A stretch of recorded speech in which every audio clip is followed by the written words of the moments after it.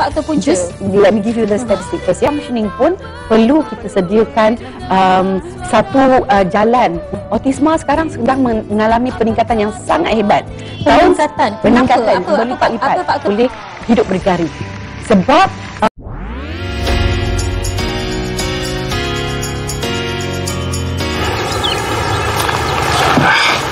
Katie and I are friends, Jace. Just stop picking fights with your friends. All three of them were big buddies all through high school. Katie and I are friends. Give anything to take it back. Well, then stop pushing her.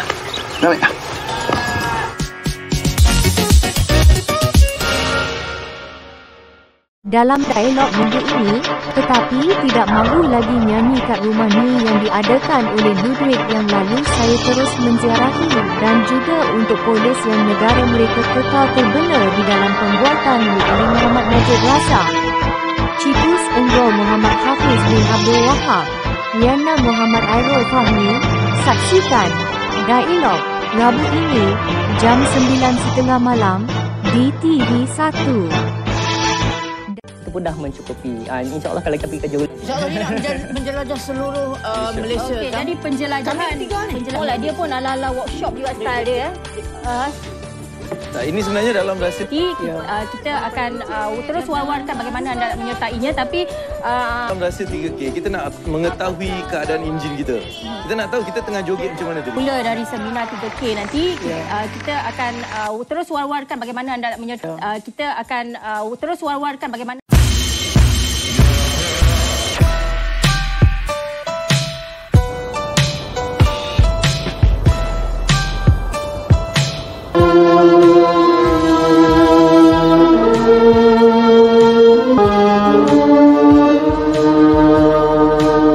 Dalam saksikan Cempak Biru Sabtu 9 malam, panggung 1 hanya di TV1. Tetapi anda juga tidak dapat dielakkan. Kami ingin mengucapkan drama. Kami juga menyediakan pinjaman berlandaskan syariat Nabi Ibrahim. Kehidupan, program yang dianjurkan untuk menjadi. Dalam saksikan Opa setiap Jumaat jam 9 malam hanya di TV1.